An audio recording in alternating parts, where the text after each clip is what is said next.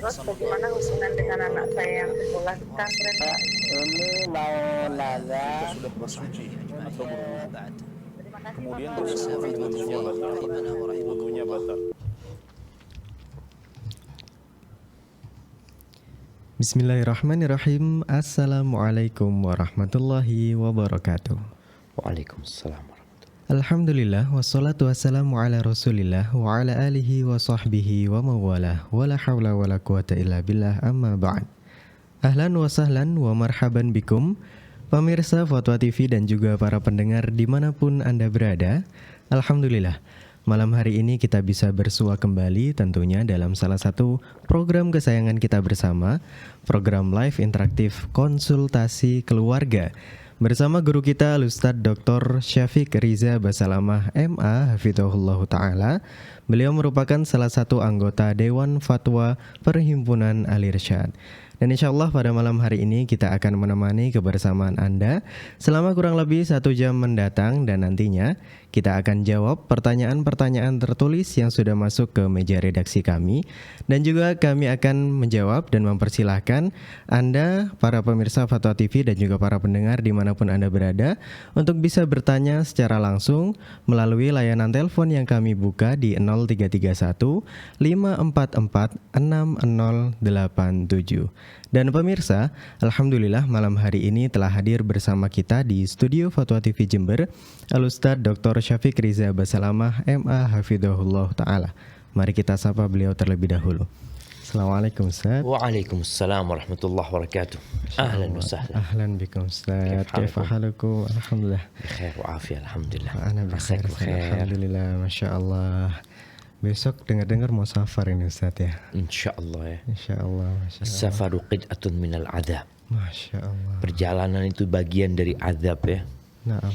Tapi ya kadangkala kita harus melakukan sebagai penghapusan dosa buat kita, insyaallah. Masya Allah, semoga dimudahkan Ustaz. Dan Allahumma amin. jazakumullah khairan masih menyempatkan waktu malam hari ini untuk bisa berbagi ilmu bersama para pemirsa insyaallah. Masya Allah, barakallahu Jazakumullah fikum. khairan Ustaz, Hayyakumullah. barakallahu fikum. Dan juga para pemirsa Fatwa TV, kita simak dan dengarkan bersama satu untayan nasihat pembuka pada malam hari ini untuk membuka live interaktif kita dengan judul konsultasi keluarga bersama guru kita Al-Ustaz Dr. Syafiq Riza Basalamah MA Hafizahullah Ta'ala.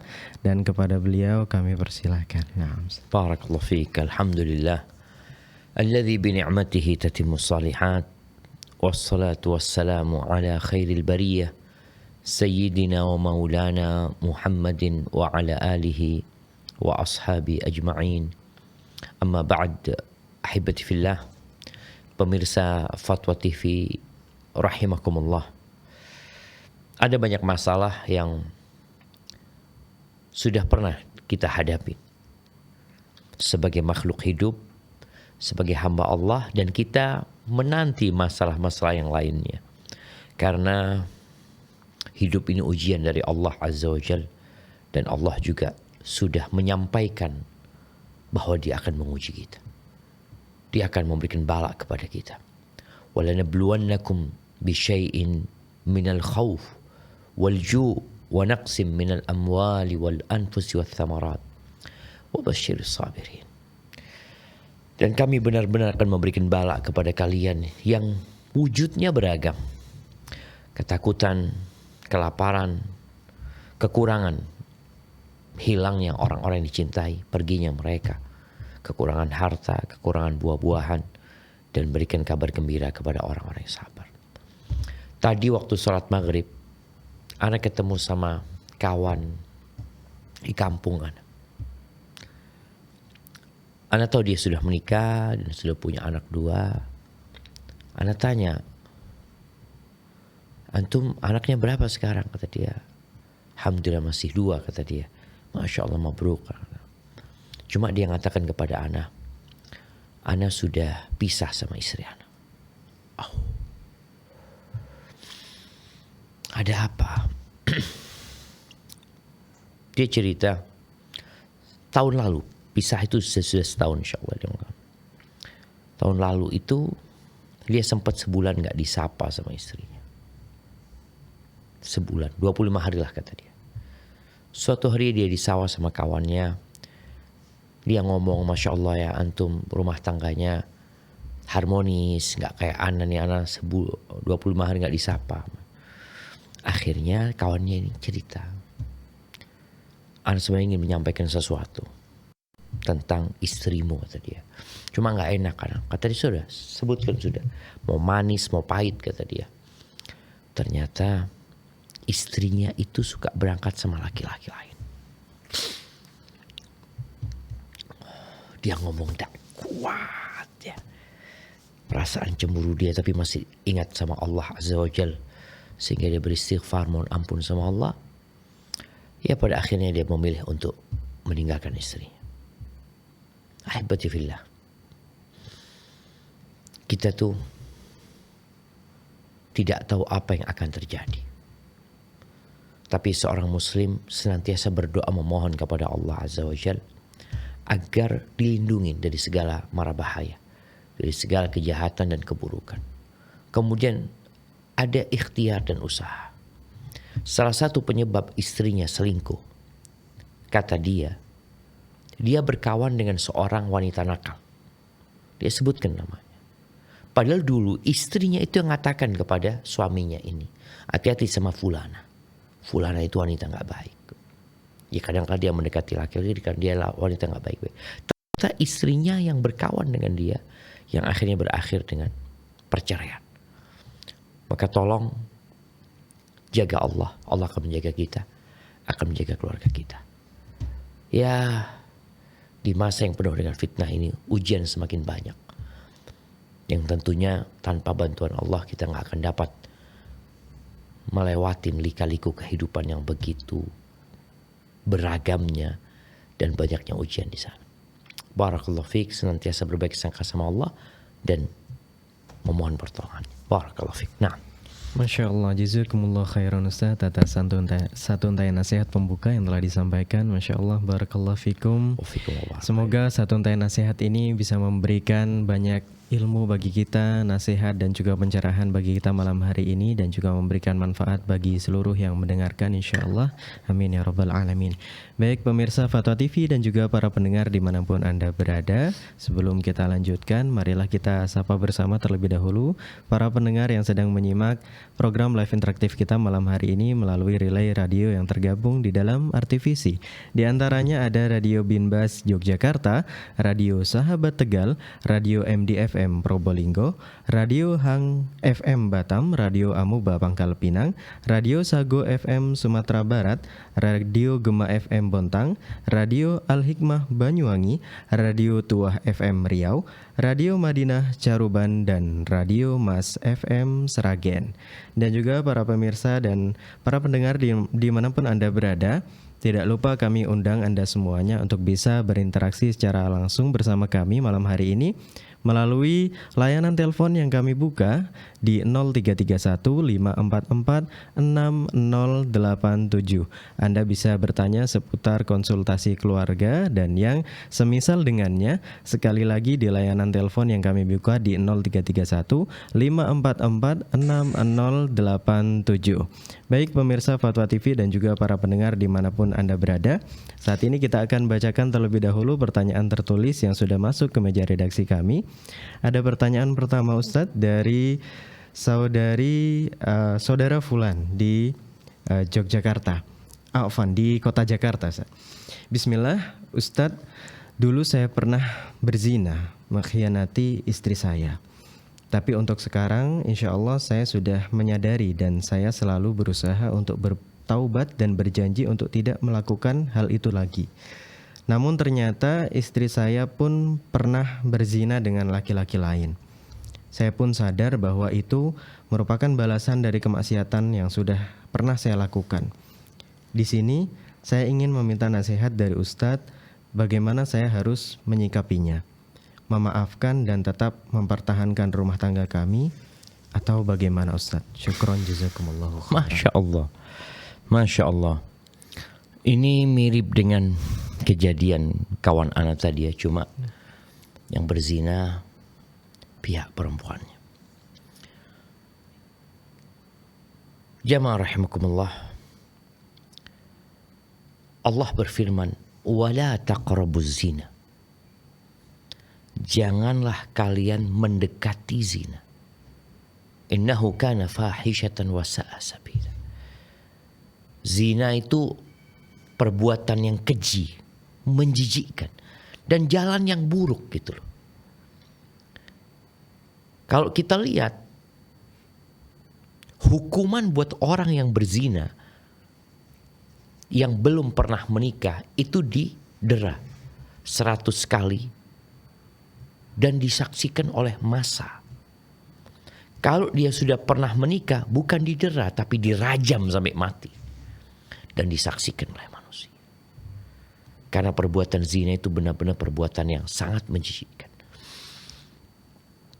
Maka bagi siapa saja hendaklah menghindari lorong-lorong yang mengantarkan ke perzinaan.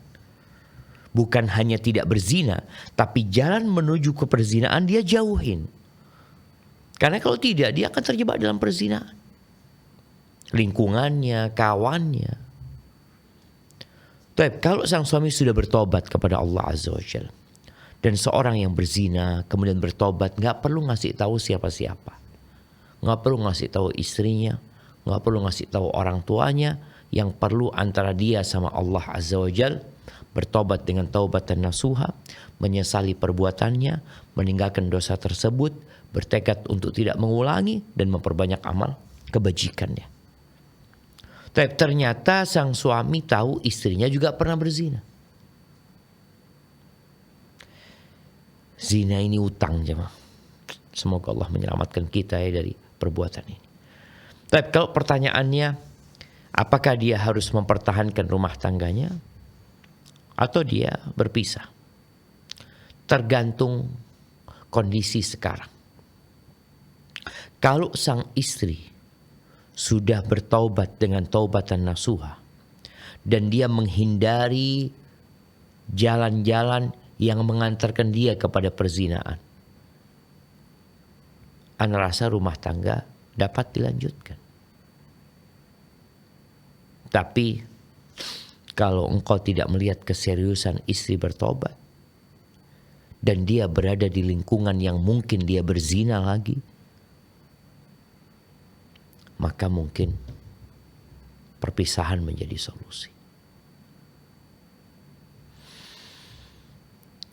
Ingat yang membunuh 99 orang.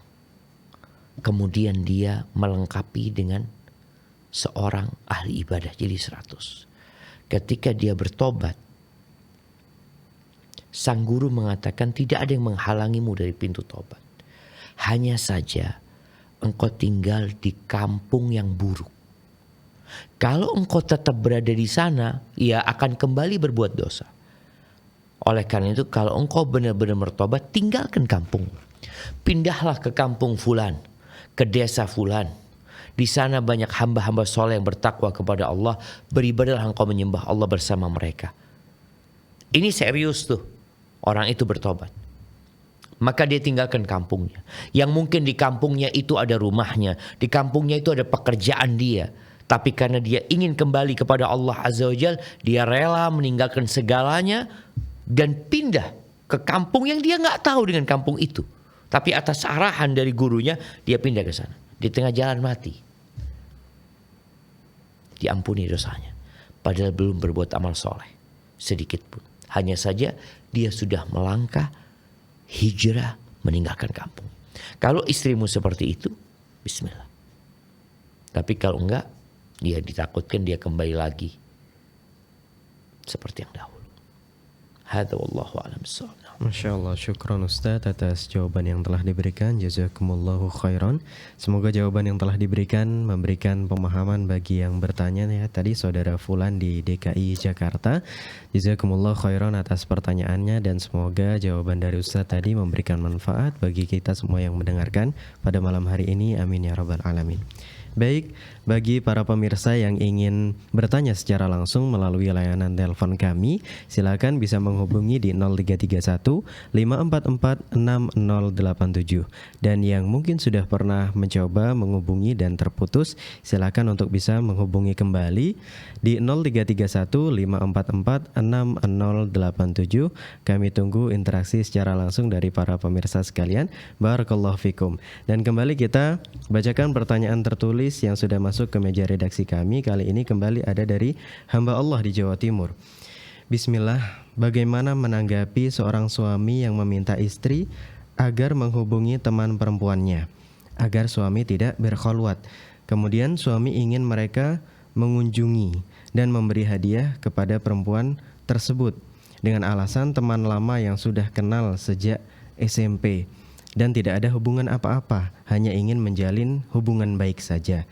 Apakah hal tersebut diperbolehkan dalam Islam? Bagaimana cara menjelaskan kepada suami bahwa hal tersebut sebaiknya tidak dilakukan karena sang istri pun tidak mampu melakukannya karena cemburu? Mohon penjelasannya, Ustaz. Ya. Jamaah rahimakumullah, kalau bicara cemburu ya, wajar cemburu. Masya Allah. Aisyah radhiyallahu taala anha itu cemburu banget sama Khadijah. Padahal Khadijah sudah meninggal dunia. Karena apa? Karena perhatian Nabi SAW kepada kawan-kawannya Khadijah. Ini mungkin yang terjadi dengan yang bertanya ya. Bagaimana suaminya mungkin punya kawan SMP, mungkin dia punya kenangan baik ya, mungkin itu wanita soleha atau apalah, nggak tahu lah. Sehingga sang suami ini takut.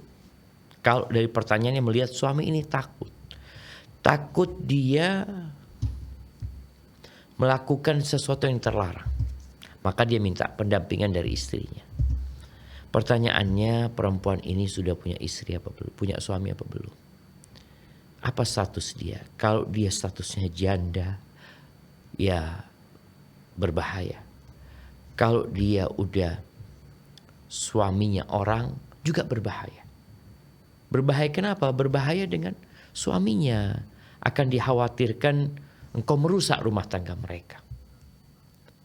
Maka kalau sang suami ingin membantu, anggap itu perempuan, teman SMP-nya, kondisi ekonominya nggak baik, dan suami ingin membantu.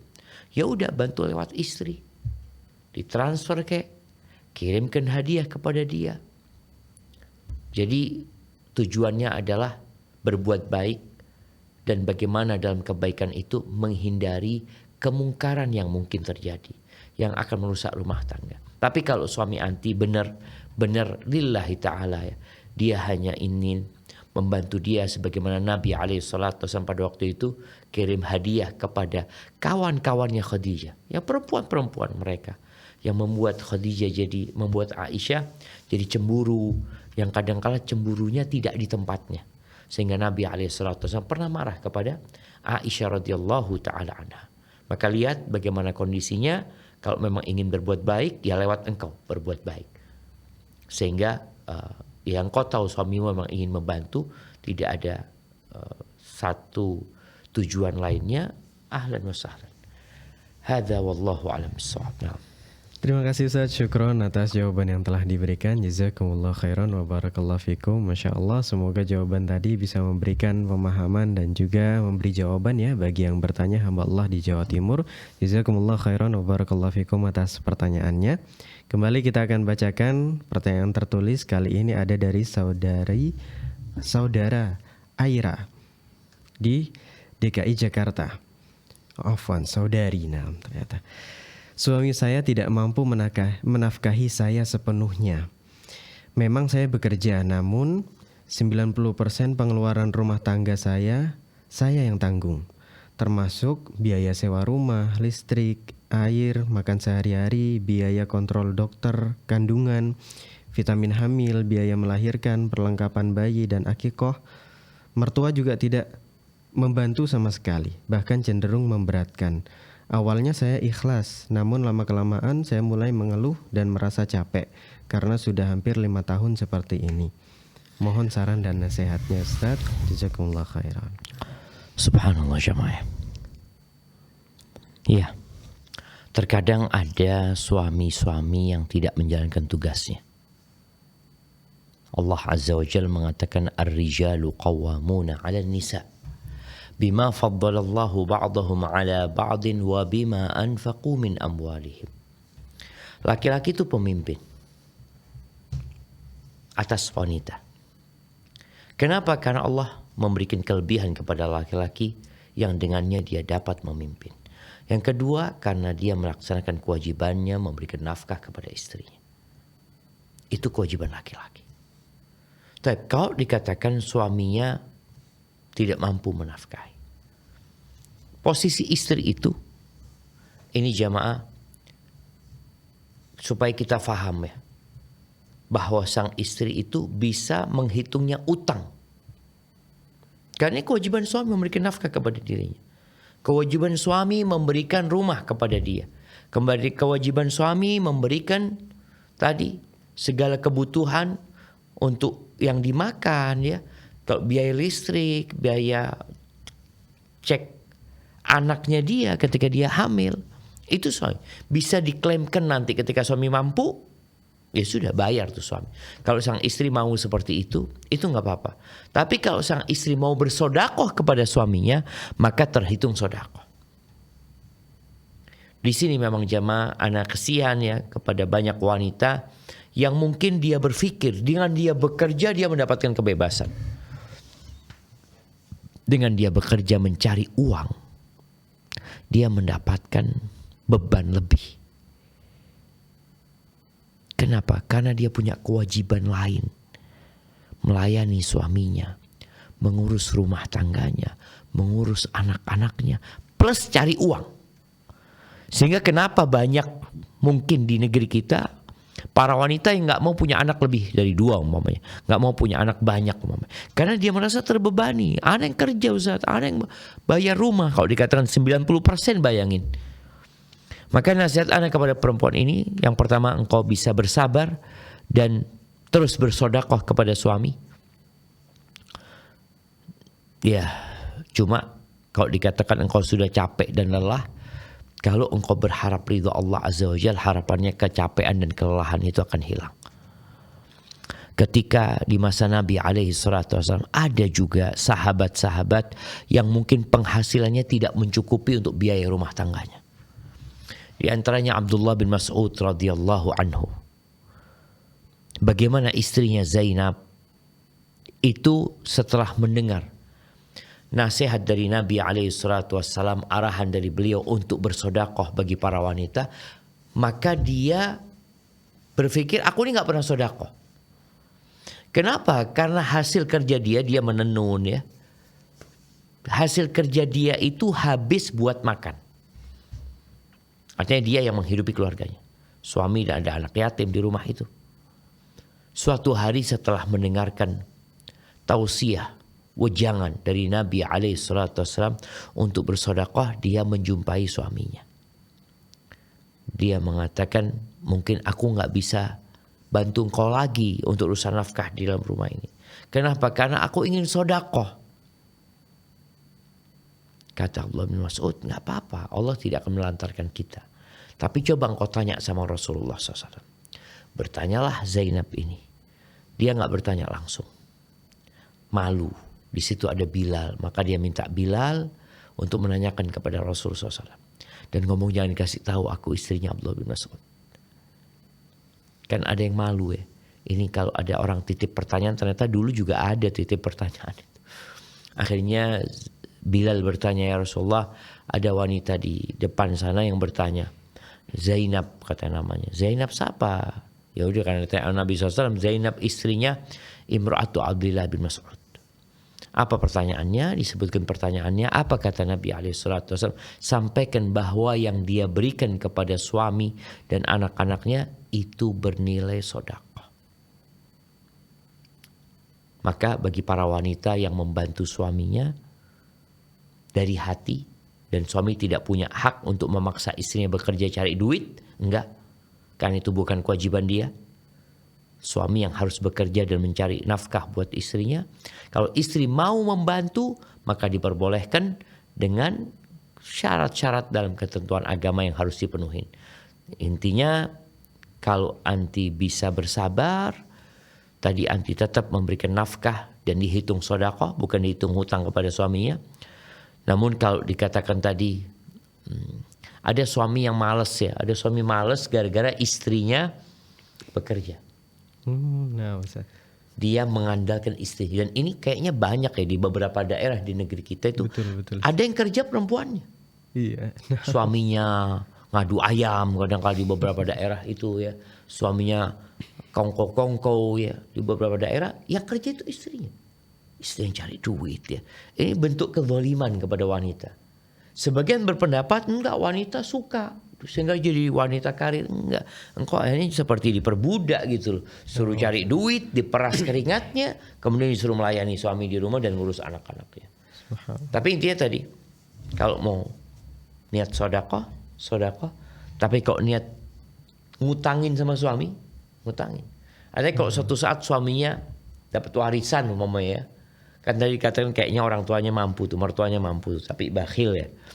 Kalau mertuanya meninggal, kan suami dapat warisan. Istri boleh kalau memang niat dia mengklaimkan sebagai utang, sudah berapa tahun umpamanya?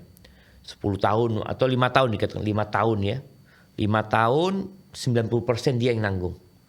Sebulan anggap 10 juta. 90%-nya 9 juta. Kalikan 5 tahun. Dia ambil haknya dia. Enggak apa-apa.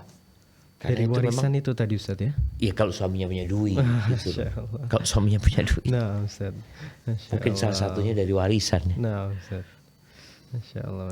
Barakallahu fikum. Syukran Ustaz. Jazakumullah khairan atas jawaban yang telah diberikan. Masya Allah. Jawaban yang sangat luar biasa ya. Semoga bisa memberikan pemahaman bagi yang bertanya tadi, saudari Aira di DKI Jakarta, dan memberi manfaat bagi kita semua yang mendengarkan pada malam hari ini. Amin ya rabbal alamin. Dan jazakumullah khairan atas pertanyaannya. Kembali kita mempersilahkan kepada para pemirsa Fatwa TV dan juga para pendengar dimanapun Anda berada untuk bisa berinteraksi secara langsung bersama kami malam hari ini melalui layanan telepon yang kami buka di 0331 544 6087. Dan kembali kita akan bacakan pertanyaan tertulis yang sudah masuk. Kali ini ada dari Ummu Raihan di Jawa Barat. Assalamualaikum Ustadz. Izin bertanya, apakah seorang istri boleh menolak untuk hubungan intim terhadap suami? Hal ini dikarenakan istri terlalu sakit hati karena suami sering melakukan KDRT terhadap istri. Bahkan pernah memukul wajah sampai berbekas. Dan yang terakhir terjadi, istri pernah dicekik. Kalau minta cerai, kayaknya saya masih berat sama anak-anak, tapi kadang saya tidak kuat dengan perlakuan suami. Dan hampir mau 3 tahun suami tidak memberikan nafkah lahir karena resign dari pekerjaannya. Syukron Ustaz atas jawabannya. Allahu Akbar ya. Ya sabar banget nih perempuannya. Masya Allah. 3 tahun Ustaz tidak diberi nafkah lahir. Dan yang kerja istrinya akhirnya kan. Kemungkinan begitu Ustaz. Nggak ngasih nafkah gimana makannya gitu, dan dia punya anak ya. Begini sebenarnya, kalau wanita itu sudah nggak mau sama suaminya, nggak apa-apa. Dia mengajukan khulu. Tapi kalau posisinya masih suami istri dan suaminya minta dilayani, maka hendaklah dia melayani.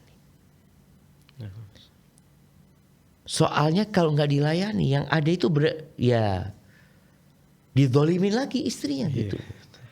Karena laki-laki itu tatkala punya hasad kemudian tidak tersalurkan, yang ada emosi. Kalau tadi dikatakan dilayani aja masih mukul, cekik, KDRT ya, seperti itu. Maka nasihat ana buat yang pertama, buat yang bertanya ya. Yang pertama coba engkau introspeksi diri. Engkau banyak istighfar, ampun sama Allah Azza wa Jalla. Karena terkadang yang kita dapatkan itu azab atas dosa-dosa kita. Kalau kita orang yang sudah baik, boleh jadi itu pengangkat derajat kita. Yang kedua, engkau berusaha untuk memperbaiki suami. Suami melakukan KDRT, biasanya ada asap, ada api.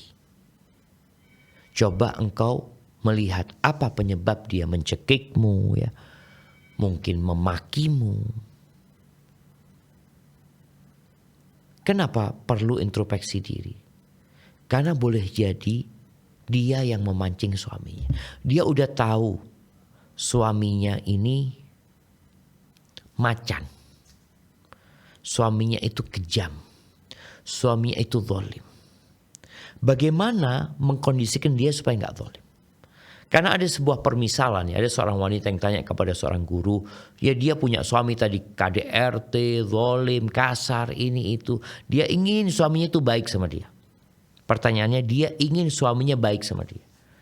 Apa kata gurunya ini? Oke, kalau gitu aku minta kepadamu untuk memberikan kepada aku 3 kumisnya singa. 3 kumisnya singa. Kata dia, gimana ya? Sudah terserah, engkau katanya kepengen suamimu baik sama engkau. Berikan kepada aku 3 kumisnya singa. Akhirnya perempuan ini datang ke, ya, model taman safari atau kebun binatang.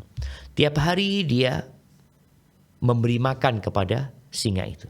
Dia berikan makan, singanya makan, ya. Besoknya ngasih makan lagi. Terus mendekat. Dia akhirnya bisa sampai memegang singa ini.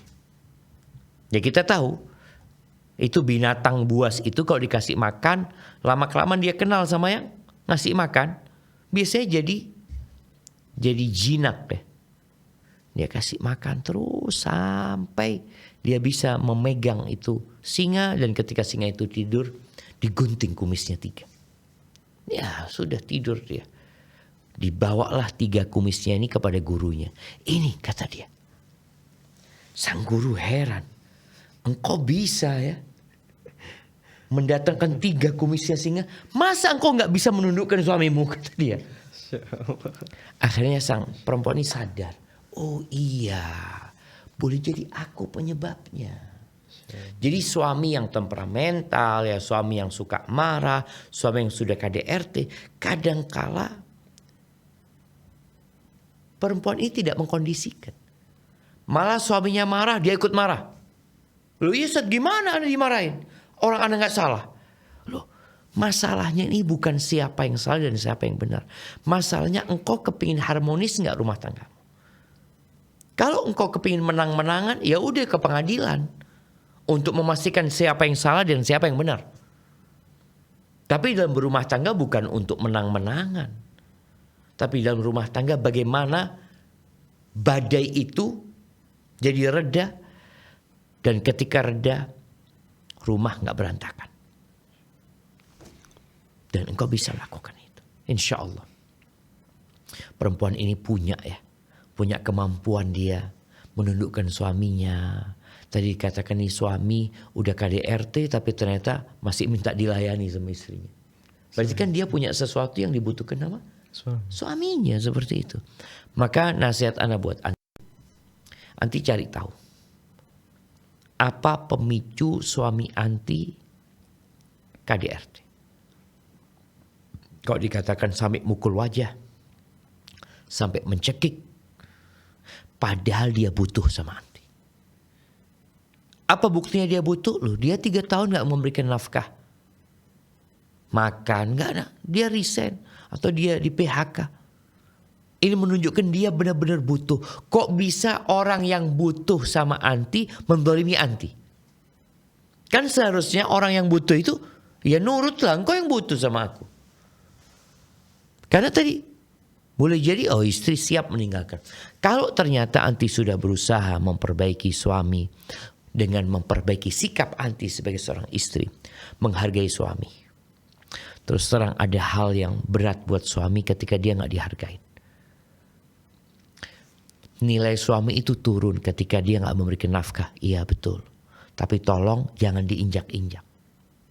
Tetap muliakan dia sebagai bapak buat anak-anakmu. Kalau engkau masih menginginkan rumah tangga ini berlanjut. Kalau dikatakan engkau berat sama anak-anak, ya, engkau kan berarti ingin rumah tangganya berlanjut. Maka engkau muliakan suamimu. Engkau hargai suamimu. Oke, dia punya banyak kekurangan. Tapi insya Allah dengan engkau menghargai dia, dia akan menghargaimu. Tapi kalau dia marah, engkau marah.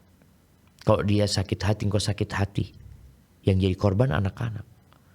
Kalau nantinya engkau sudah tidak mampu memperbaiki suami, padahal engkau sudah memperbaiki sikapmu, maka bisa kirim mediator. Allah mengatakan fa in khiftum shiqaqa bainihima fab'athu hakaman min ahlihi wa hakaman min ahliha. Kalau kalian takut terjadi pertikaian yang tidak ada ujungnya antara kedua orang ini, maka utuslah dari pihak laki-laki, dari pihak perempuan, mereka bermusyawarah, mereka melihat kondisinya, lalu mereka memutuskan apakah dilanjutkan atau tidak. Dan boleh jadi kalau itu nggak ada, anti bisa khulu, gugat cerai suami, supaya suami tahu anti serius. Soalnya ada suami yang memang tahu nggak mungkin berani istriku. Dia butuh sama aku. Anti tunjukkan enggak. Aku butuh sama engkau tapi engkau baik. Kalau engkau seperti ini enggak, sudah bismillah. Berpisah lebih baik. Karena ada sebagian orang yang lebih baik sendirian daripada punya suami, tapi suaminya zalim. Hadza wallahu a'lam bissawab. Nah. Masya Allah, syukron Ustaz atas jawaban yang telah diberikan. Masya Allah, jawaban yang sangat luar biasa ya dari pertanyaan Ummu Raihan di Jawa Barat tadi. Semoga bisa memberikan pemahaman bagi yang bertanya dan memberikan manfaat bagi kita semua. Dan alhamdulillah pemirsa, malam hari ini telah terhubung bersama kita penelpon pertama ada Bapak hamba Allah di Bali. Kita sapa Fatwa TV. Assalamualaikum. Waalaikumsalam. Baik, silakan Bapak pertanyaannya. Mau tanya. Assalamualaikum Ustaz. Waalaikumsalam warahmatullahi wabarakatuh. Ahlan wa sahlan. Ini Pak Ustaz, waktu ibu saya meninggal, saya sangat sedih sekali. Tapi ada yang jauh lebih sedih daripada itu. Dengar saudara-saudara kita yang seakidah tidak pindah keyakinan gara-gara ekonomi. Sedang kalau kita kasih uang 100-200, paling-paling 1 hari 2 hari habis. Tapi kalau kita kasih kerjaan, mungkin akan jauh lebih lama. Untuk itu, karena waktu itu modal saya kecil, akhirnya saya ikut ulama yang mendaruratkan suku bunga bank. Sehingga sampai sekarang, karyawan saya ada kira-kira 160 orang. Apalagi kalau kita lihat di perempatan jalan, banyak kali saudara kita yang minta uang. Orang-orang seperti itu sangat rentan kali pindah keyakinan kalau ada orang lain yang ngasih uang. Kalau menurut Ustaz gimana? Yang jadi pertanyaannya ini berkaitan dengan mengambil uang dari bank tadi.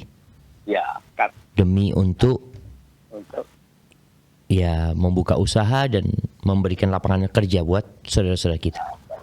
Saudara kita. Siap. Barakallahu fiik, Bapak. Masya Allah, barakallahu fiik. Nah, ya ini pertanyaan yang menarik jemaah ya. Kita ingin membantu orang lain, tapi kita nggak mampu. Kalau tadi dikatakan kalau kita kasih duit itu akan habis. Tapi kalau kita berikan lapangan pekerjaan, insya Allah dia akan terus mendapatkan uang yang dengannya dia bisa menjalani kehidupan ini. Kemudian sang bapak juga menyampaikan pemandangan-pemandangan yang sangat miris ya, orang-orang yang di perempatan jalan ya, yang mereka sangat berpotensi untuk pindah keyakinan, pindah agama kalau ada yang ngasih duit sama mereka. Apa sikap kita sekarang ini? Yang pertama, Allah Azza wa Jalla mengatakan wa ta'awanu 'alal birri wat taqwa wa la ta'awanu 'alal itsmi wal 'udwan. Hendaklah kalian saling tolong-menolong dalam kebaikan dan ketakwaan. dan jangan tolong-menolong dalam permusuhan dan dosa. Kalau kita ingin menolong mereka, tolonglah dengan cara yang baik. Kalau dikatakan, oh kita nggak punya modal, akhirnya kita ambil dari bank. Apalagi dikatakan tadi kita cari pendapat ulama yang membolehkan. Ahibati fillah. Allah itu mengatakan wa ahallallahu al-bai'a wa harrama riba. Allah menghalalkan jual beli dan mengharamkan riba. Allah itu murka dengan riba. Murka. Utang piutang asasnya itu membantu. Namanya orang membantu jangan cari keuntungan. Tapi yang namanya usaha asasnya itu cari keuntungan.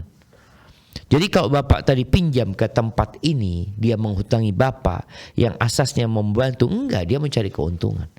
Oke, bapak sekarang mungkin alhamdulillah bisa punya usaha. Tapi ingat, dengan kemurkaan Allah Azza wa Jalla. Allah itu maha baik dan Allah tidak menerima kecuali yang baik. Maka nasihat ana buat bapak yang pertama, bertobatlah kepada Allah Azza wa Jalla. Berusaha untuk meyakini bahwa riba itu haram. Mau besar mau kecil, itu sesuatu yang dilarang. Karena besar dan kecil itu juga relatif. Buat sebagian orang dianggap kecil, buat sebagian orang dianggap besar. Yang jelas banyak dan sedikitnya sama-sama riba yang dimurkain sama Allah Azza wa Jalla. Bertobatlah kepada Allah Azza wa Jalla, segera lunasin. Kemudian kalau berpikir gimana kalau anak PHK, bagaimana hidupnya mereka nantinya. Ahibati fillah, yang menyebabkan orang pindah agama itu karena imannya lemah. Bukan karena miskin. Sahabat-sahabat Nabi miskin, gak punya apa-apa. Ketika mereka hijrah, mereka tidur di masjid. Tapi keimanan mereka yang kokoh membuat mereka mempertahankan yang namanya iman. Bilal bukan hanya miskin, dia miskin disiksa lagi sama majikannya, dia tetap mempertahankan ahadun ahad. Karena imannya kuat. Kalau bicara, Ustadz nanti kalau mereka di PHK, siapa yang akan memberi makan mereka, bagaimana kalau mereka nanti pindah agama. Ya, kita perlu berpikir hal itu, tapi ketahuilah, yang ngasih makan mereka Allah Azza wa Jalla. Kita semua melihat COVID-19.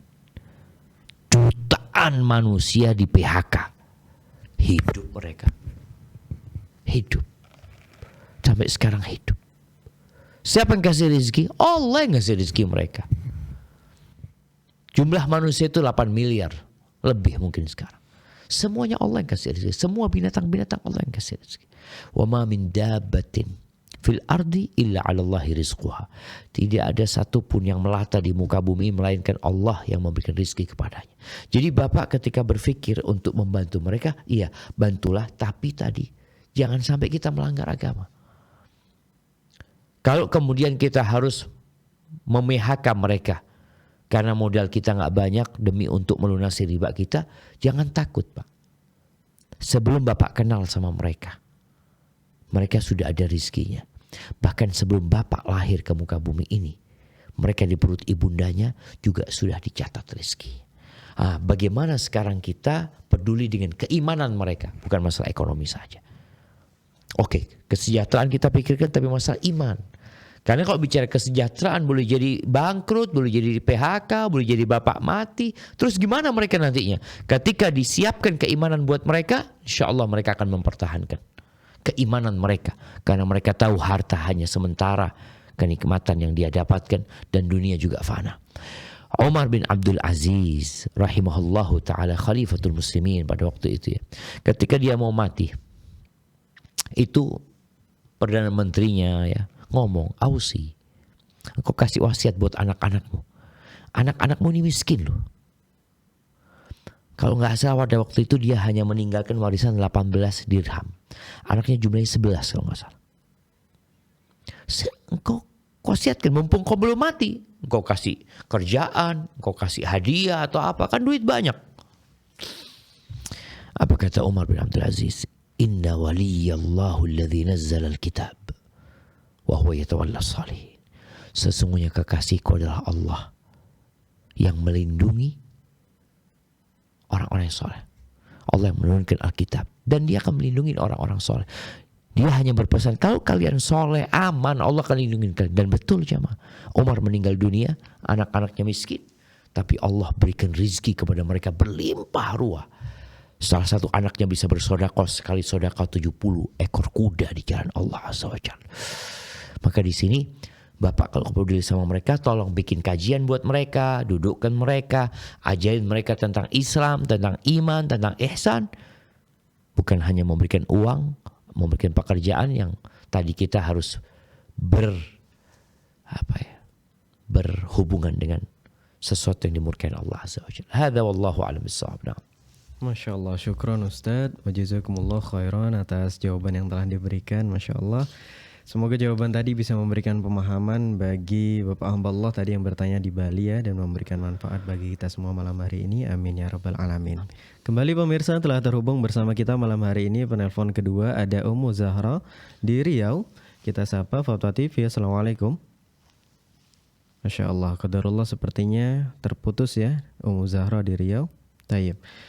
Baik pemirsa Fatwa TV dan juga para pendengar dimanapun Anda berada, kembali kita akan bacakan pertanyaan tertulis yang sudah masuk ke meja redaksi kami. Kali ini ada dari saudara Riyadi Priambodo di Jawa Barat. Assalamualaikum Ustaz, kami keluarga besar 7 bersaudara. Rasulullah Muhammad SAW mengajarkan umatnya untuk selalu menjalin hubungan silaturahmi dengan saudara kandung. Yang menjadi permasalahan, salah satu kakak kami jika bertemu dengan saudara yang lainnya pasti menjadi provokator, menjelekkan, menghasut saudara yang lain, hingga kadang keluarga salah paham. Suami dengan istrinya ribut dalam rumah tangganya. Pertanyaan saya, bolehkah saya menghindar untuk tidak ketemu kakak saya yang berbeda tersebut, Ustaz? Allahu Akbar. Iya.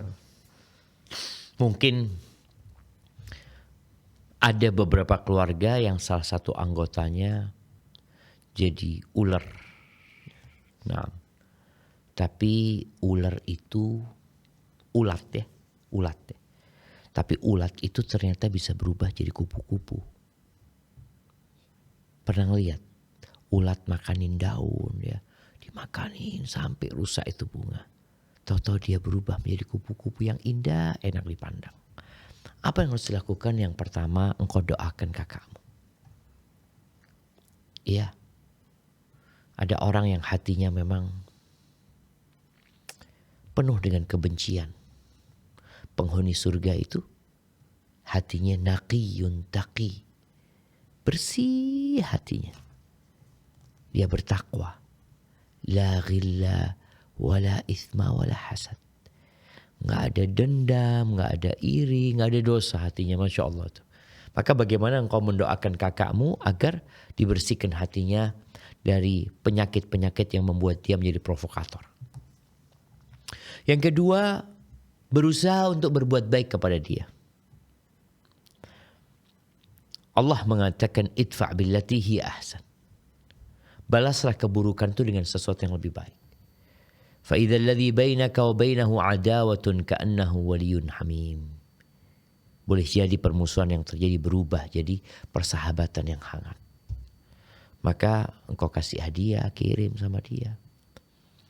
Yang ketiga, sesuai dengan pertanyaan. Bolehkah menghindar kalau dia tetap seperti itu? Boleh menghindar. Boleh menghindar tapi tidak sampai memutuskan rahimnya. Tetap kita ucapkan salam, tapi kalau untuk ngobrol, ketemu, ini dan itu tidak. Karena boleh jadi tadi, suami istri jadi ribut. Gara-gara omongan nih kakak.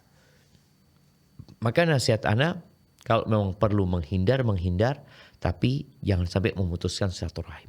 Artinya tetap kirim hadiah, tetap salam kalau ketemu sama dia. Tapi kalau harus duduk ngobrol sama dia, enggak. Kapan ketemunya? Kadang-kala acara pernikahan ya. Biasanya kan pada diundang, ahlan kak gimana kabarnya ini dan itu. Tapi kalau untuk duduk ngobrol, bertemu, dihindarin gak apa-apa. Demi menyelamatkan rumah tangganya. Hadza wallahu a'lam bissawab. Nah. Masya Allah, syukron Ustaz, jazakumullah khairan katsiran atas jawabannya. Dan kami ucapkan jazakumullah khairan juga atas pertanyaannya dari saudara Riyadi Priambodo di Jawa Barat. Semoga jawaban ini bisa memberikan pemahaman dan juga memberikan manfaat bagi kita semua. Amin ya rabbal alamin. Baik, kembali kita bacakan pertanyaan tertulis. Kali ini ada dari saudari Ardiana di Sulawesi Selatan. Saya seorang ibu rumah tangga, Ustadz. Kadang emosi saya tidak terkontrol. Kalau saya sudah merasa capek. Saya punya 2 anak masih kecil-kecil. Anak saya kadang kena marah. Bagaimana saya harus menyikapi semua ini, Ustadz? Bagaimana saya harus menikmati peran saya ini yang kadang buat saya bosan dan rindu semasa saya sewaktu belum berumah tangga, Ustadz. Allahu Akbar. Nah, ya, dia rindu waktu jomblo ya. Nah, Ustadz. Dia rindu waktu gadis, dia rindu waktu nggak punya anak, dia rindu pada waktu tidak punya ikatan apa-apa, dia bebas jalan-jalan kemana-mana dia. Ahibadillah, semua orang tuh diuji. Yang belum menikah kepingin menikah. Yang sudah menikah belum punya anak kepingin punya anak. Yang udah punya anak kepingin dia gak punya anak, kepingin dia gak punya suami, kepingin dia kembali jomblo. Apa yang harus dilakukan? Ya, laqad khalaqnal insana fi kabad. Kata Allah, kami telah menciptakan manusia dalam kesusahan. Manusia itu sejak di perut ibunya menyusahkan orang. Antum dulu, antini dulu di perut ibu, ya Allah, ibu sampai gak bisa tidur, ibu muntah-muntah ya. Ketika mau ngelahirkan kadang kala harus sesar. Ketika kau lahir, engkau nyusahin orang dan engkau akan menjalani kehidupan itu susah memang. Surga itu dibalut, dikelilingi dengan hal-hal yang dibenci oleh jiwa. Neraka dikelilingi dengan hal yang sesuai dengan syahwat manusia. Makanya nasihat ana yang pertama, engkau fahami hakikat kehidupan ini. Engkau sudah menikah, engkau sudah punya anak, dan anak itu aset buat engkau di akhirat. Ketika engkau meninggal dunia, dia yang akan mendoakan. Boleh jadi mereka yang akan mengangkat derajatmu dengan doa-doanya. Jadi pandanglah anak itu sebagai karunia dari Allah Azza wa Jalla. Oke, dia melelahkan, dia menyebalkan. Engkau juga sama kayak dulu. Seperti itu. Dulu juga seperti itu. Artinya kita kalau ingat, oh iya anak juga kayak gitu sama ibu anak. Dulu anak kecil juga buat ibu anak. Capek, susah. Sehingga kita jadi sabar. Terus terang anak, kadang-kala terhibur ya. Terhibur dengan apa? Kadang-kala anak-anak ini, ya namanya anak-anak, main sana, naik sana, ini tuh. Anak panggil fulan, turun, ini itu. Ada anak punya bibi ngomong, Syafiq, engkau dulu lebih parah daripada itu. Anak ngomong, alhamdulillah, ternyata anak ketika anak dapat itu berarti kan anak harus sabar. Engkau dulu juga bikin repot abah ibumu gitu loh. Jadi kita juga merepotkan sebenarnya dulu jemaah. Maka apa yang terjadi, engkau lihat, pandang positifnya. Anak-anak itu melelahkan, tapi suatu hari dia akan menjadi aset buat engkau. Dia akan mendoakan engkau. Amalan dia, bacaan Quran dia, kalau engkau ngajarkan, engkau akan terus dapat pahalanya. Dan ketika engkau mau marah, engkau tahan. Kenapa ditahan? Nabi SAW memberikan wasiat kepada seorang sahabat, la taghdab walakal jannah. Engkau jangan marah, engkau masuk surga. Penghuni surga itu di antara kriterianya, wal kadhiminal ghaidh wal afina 'anil nas. Wallahu yuhibbul muhsinin. Dia orang yang suka menahan emosinya, memaafkan orang lain, dan Allah suka dengan orang-orang yang berbuat baik. Jadi nasihat anak, kalau dikatakan bagaimana supaya engkau bisa enjoy kembali, menikmatin hidup, engkau lihat, engkau nikmatin aja tuh anak. Menghapuskan dosamu, mengangkat derajatmu. Ketika engkau mau marah, engkau banyak baca istighfar, engkau doakan anak-anakmu, dan ingat bahwa engkau dulu juga merepotkan. Dan ingat ketika engkau mati, siapa yang ingat sama engkau? Itu anak. Dan usahakan anak itu ingat kebaikanmu. Tapi kalau engkau suka marah-marah, emosi, ketika engkau mati, itu anak mengatakan, alhamdulillah emak sudah mati. Ini emak yang bikin susah hidup mereka. Hadza wallahu a'lam bissawab. Nah. Masya Allah, jazakumullah khairan Ustaz atas jawaban yang telah diberikan. Masya Allah, semoga bisa memberikan pemahaman ya bagi yang bertanya tadi. Dan itu menjadi pertanyaan terakhir kita Ustaz pada Masya malam Allah, hari ini. barakallahu fikum. Alhamdulillah, karena Hayakumullah. waktu yang membatasi Ustaz. Sekali lagi kami ucapkan jazakumullah khairan Ustaz atas kesediaan untuk malam hari Wa ini, jazakumullah khair. atas berbagi ilmu yang sudah diberikan dan jawaban-jawaban yang telah disampaikan. Masya Allah, semoga bisa memberikan manfaat bagi pemirsa sekalian dan juga bagi para pendengar. Jazakumullah khairan Ustaz. Wa iyyakum. Barakallahu fikum. Hayyakumullah. Dan pemirsa Fatwa TV dan para pendengar dimanapun Anda berada, kami juga ucapkan terima kasih, syukron, jazakumullah khairan katsiron kepada para pemirsa sekalian yang telah sampai di penghujung acara kita pada malam hari ini. Dan kami berikan kabar gembira kepada para pemirsa dan juga para pendengar dimanapun Anda berada. Jangan lupa untuk hadiri Safari Dewan Fatwa di Ciamis, Jawa Barat, dan bagi yang berada di sekitar daerah tersebut, hadirilah Safari Dakwah bersama Al-Ustadz Abu Qatadah dan juga Al-Ustadz Dr. Syafiq Basalamah MA Hafidhahullah Ta'ala yang insya Allah akan dilaksanakan pada hari Sabtu 26 Agustus 2023 bertepatan dengan 10 Safar 1445 Hijriah pukul 9.30 waktu Indonesia Barat di Masjid Imam Syafi'i, Icakan, Ciamis, Jawa Barat. Ya, itu dia pengumuman yang bisa kita sampaikan kepada warga Ciamis, Jawa Barat dan juga yang berada di sekitar daerah tersebut. Barakallahu fikum. Dan juga kami mengajak para pemirsa sekalian guna memanfaatkan peluang untuk berjuang bersama kami dalam syiar dakwah Islam di Fatwa TV melalui rekening aktif kami yang bisa Anda saksikan di layar kaca Anda masing-masing.